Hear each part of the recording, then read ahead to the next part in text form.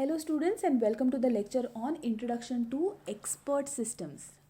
The sixth lecture in the lecture series for the course of Introduction to Soft Computing for the Electronics and Telecommunication Engineering students of the 7th semester Goa College of Engineering. I am Miss Purti Savardekar, the faculty in charge for this course.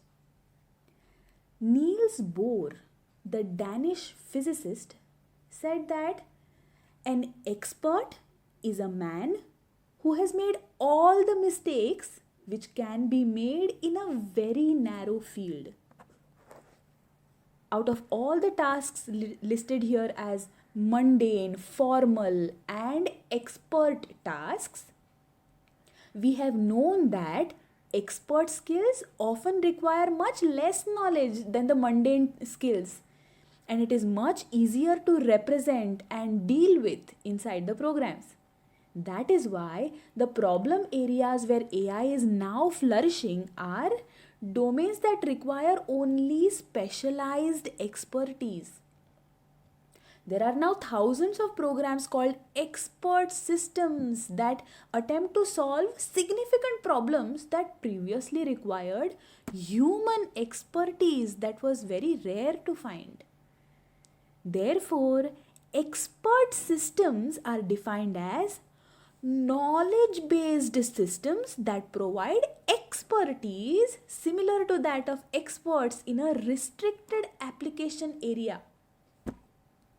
So, let us try to understand the role of an expert system. It actually very closely resembles the role of a human expert. It needs access to an efficiently built domain knowledge base. It needs one or more reasoning mechanisms to apply the knowledge to the problems that are presented. It needs mechanism for explaining to the users who rely on it what it has done. To understand the expert system better, let us look at an expert system called Mycin.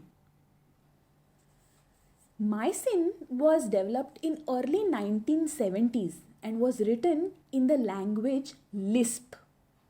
It was written as a doctoral dissertation of Edward Shortleaf. Mycin used artificial intelligence in its method of operation. It queried the physician who ran the program with a long series of simple yes or no or textual questions. At the end of this, it provided a list of culprit bacteria ranked from highest to lowest probability of diagnosis and its confidence in the diagnosis probability. It also provided the reasons behind each diagnosis and recommended a course of drug treatment. Mycin was actually never used in practice, but not because of any weakness in its performance, but because of ethical and legal issues related to the use of computers in medicine at that time. The speciality of Mycin was that it represented domain knowledge as a set of production rules. Like this one. If the stain of the organism is gram positive and the morphology of the organism is coccus and the growth conformation of the organism is clumps, then there is suggestive evidence 0.7 that the identity of the organism is Staphylococcus. As we can see in this example, the most widely used way of representing domain knowledge in an expert system is as a set of production rules. So, what is an expert system? What you are seeing right now is the block diagram of a general architecture of an expert system. It consists of the user interface, the knowledge acquisition module, the knowledge base, the database, the inference engine, and the explanation module. Let us learn these one by one. Let us first understand the role of the user interface. The user interface provides interaction between the user and the expert system. It is highly interactive and usually uses natural language processing, menus, or graphics, etc. for a user friendly and a problem oriented communication. An efficient user interface must help the users to accomplish their goals in best possible way. It should make efficient use of the user input. Now, let us try to understand the knowledge acquisition module. An expert system is built with the help of knowledge engineers. The knowledge engineer is a person with the qualities of empathy, quick learning, and case analyzing skills. Typically, a knowledge engineer interviews the domain expert and acquires information by recording, observing the expert at work, etc. The knowledge engineer then categorizes and organizes this information in a very meaningful way in the form of if-then rules to be used by the inference machine. The knowledge engineer also monitors the development of the ES, the expert system. After the initial system is built, it must be iteratively refined until it approximates expert level performance. This process is actually very time consuming. While no totally automatic knowledge acquisition systems yet exist, there are many programs that interact with domain experts to extract expert knowledge efficiently. These programs provide support for entering the knowledge, maintaining the knowledge base consistency, and ensuring that the knowledge base is complete. Now, let us try to understand what a knowledge base is. A knowledge base is a repository of knowledge. Knowledge which is domain specific and precise. This knowledge is necessary for problem solving and it is stored in the form of heuristics or if-then rules and sub-rules. Because the knowledge is continuously changing and expanding, it is necessary that it should be clearly structured and easily modified if required to do so. Now, let us look at the fact database. The fact database contains case-specific past or historical data that is to be used to derive a conclusion. The case-specific data includes both data that may be provided by the user and partial conclusions accompanied by corresponding certainty measures based on this data. In the case of medical expert system, this would contain information that had been obtained about patient's condition. Now, let us concentrate on the inference machine, the inference engine. The inference engine is the deducing system that uses the rules and the facts to derive its conclusions. It is the brain of the expert system and it provides a method for reasoning. It activates the rules from the knowledge base for solution of the problem. It assembles and presents the output to the user in the form that the user desires.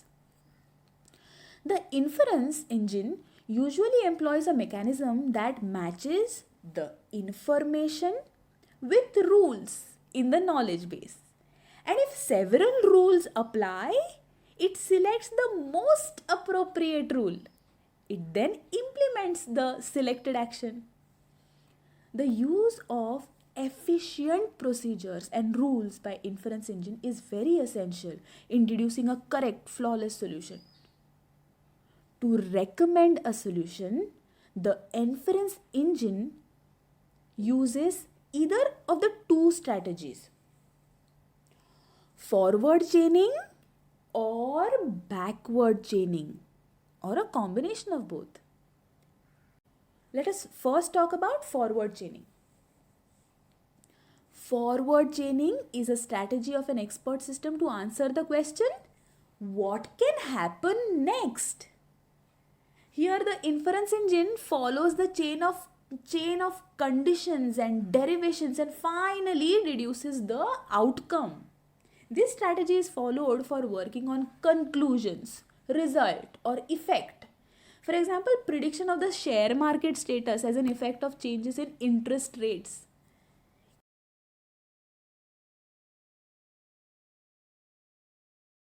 The interest rates are checked and the share market status is predicted.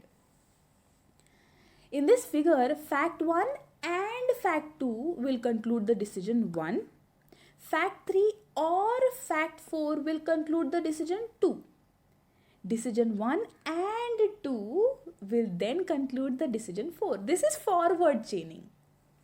Let us now talk about backward chaining. With backward chaining strategy, an expert system finds out the answer to the question, why this happened?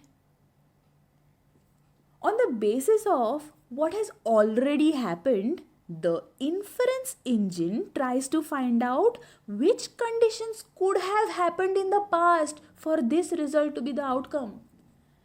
This strategy is followed for finding out cause or reason.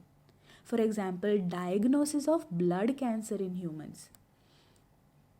In the figure that you can see, the result is available as decision 4. The causes for decision 4 means both decision 1 and decision 2 must have occurred.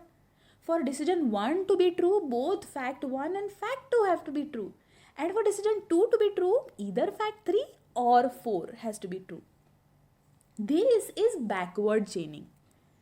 Now let us try to understand the role of the explanation module. In many domains in which expert systems operate, people will not accept results unless they have been convinced of the accuracy of the reasoning process that produced those results. This is particularly true, for example, in medicine, where a doctor must accept the ultimate responsibility for a diagnosis, even if the diagnosis was arrived at with a considerable help from a program. That is the reason why almost all expert systems also have an explanation subsystem, which allows the program to explain its reasoning to the user by interactively answering questions. Why?